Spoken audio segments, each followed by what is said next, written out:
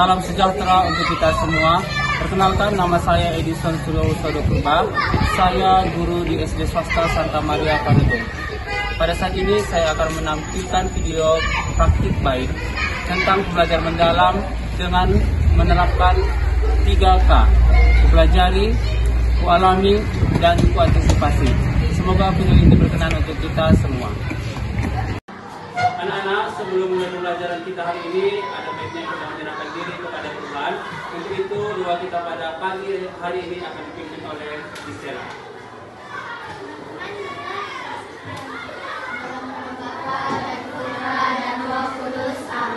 Kita akan belajar tentang bencana alam. Untuk itu, Bapak harapkan kalian semua berperan aktif, memberikan perhatian agar kita mengetahui kira-kira bencana alam apa saja yang ada di negara kita. Bencana alam merupakan bencana yang terjadi akibat kurangnya keseimbangan komponen alam. Dan bencana alam itu bisa terjadi oleh campur tangan manusia loh. Berikut merupakan macam-macam bencana alam yang sering terjadi di sekitar kita. Yang pertama, bencana gempa bumi. Bencana gempa bumi merupakan bencana alam yang menimbulkan getaran di kulit bumi, sehingga akan merusak tatanan kulit bumi. Gempa bumi ini sangat berbahaya sekali karena terjadi secara mendadak dan tiba-tiba. Bahkan gempa bumi yang terjadi dengan skala yang besar dapat menyebabkan tanah longsor.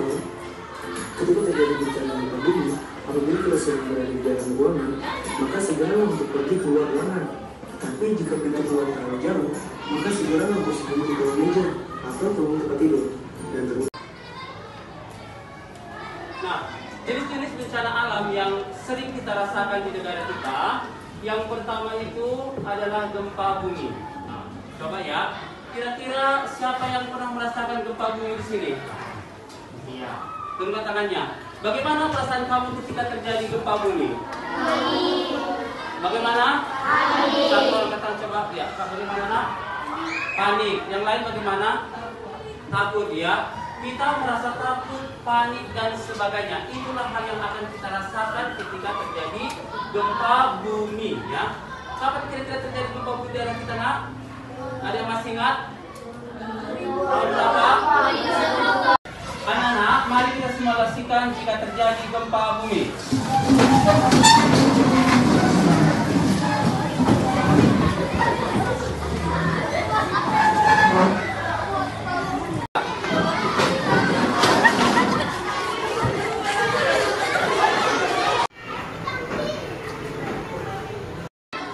Anak-anak, lingkungan kita ini dikelilingi oleh bukit-bukit ya. Di sana bukit apa namanya, nak?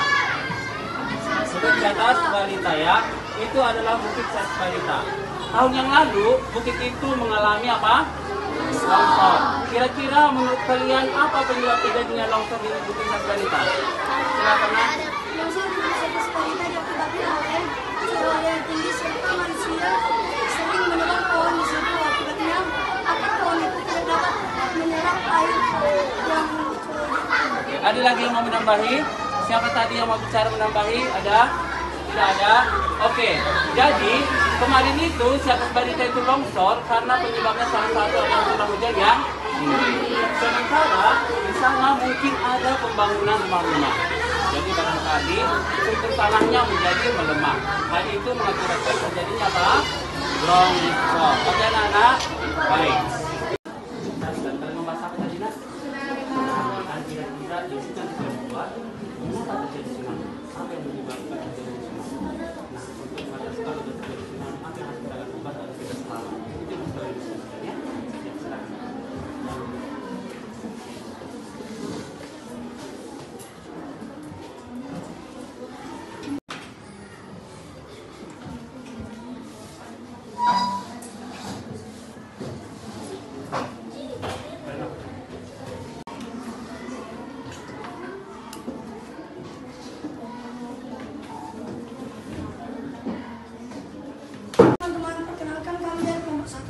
Kami akan mempresentasikan tentang gempa bumi. Tahukah kamu, gempa bumi adalah salah satu bencana alam yang sering terjadi di Indonesia. Gempa bumi dapat terjadi akibat pergeseran atau bertabrakannya antara dua lempeng bumi. Hal yang dapat kita lakukan saat terjadi gempa bumi adalah: 1. Jika di dalam ruangan kelas, berlindung di bawah meja. Setelah tanpa berhenti keluar ruangan dengan tertib dan menuju ke lapangan sekolah. Dan jika terjadi gempa, lindungilah kepalamu dengan barang atau tangan dengan tetap waspada sesudah terjadi gempa. Selamat pagi teman-teman, perkenalkan kami dari kelompok 2. Kami akan mempresentasikan tentang tanah longsor. Tanah longsor terjadi karena dua faktor, yaitu faktor alam dan faktor manusia. Faktor alam yang menyebabkan tanah longsor adalah karena curah hujan yang tinggi dan menyebabkan tanah menjadi tidak kokoh dan akhirnya jatuhnya tanah ke bawah permukiman warga. Sedangkan faktor manusia yang menyebabkan tanah longsor adalah karena tindakan manusia yang menebang pohon di hutan berlebihan tanpa melakukan reboisasi, sehingga pohon-pohon yang ditebang menjadi tidak bisa menyerap air ketika hujan turun. Cara mengatasinya: 1. Tidak menebang pohon secara legal. 2. Melakukan reboisasi. 3. Tidak membangun bangunan di dekat jurang. Sekian presentasi kami dari kelompok 2. Terima kasih. Hai teman-teman, perkenalkan kami dari kelompok 4. Kami ingin mempresentasikan hasil diskusi kami. Kami ingin mempresentasikan tentang bencana alam banjir. Banjir terjadi akibat curah hujan yang tinggi. Banjir juga dapat terjadi oleh dua faktor, yaitu faktor alam dan faktor manusia. Faktor alam yang berakibat banjir adalah jebolnya bendungan atau air laut yang pasang. Faktor manusia yang berakibat banjir adalah sering membuang sampah ke dalam selokan atau sungai. Cara mengatasinya adalah tidak membuang sampah ke selokan atau sungai, menjaga kebersihan sekitar, membersihkan sampah yang dapat mengakibatkan banjir dan sarang nyamuk. Sekian hasil presentasi kelompok kami. Terima kasih.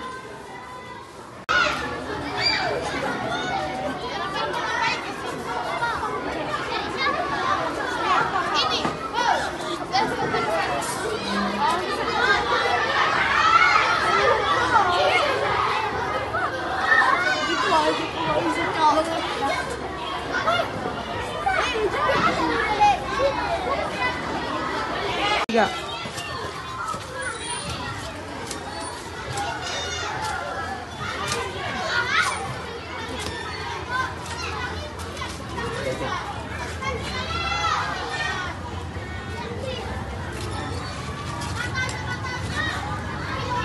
Ya, silakan ditanam tumbuhannya ya.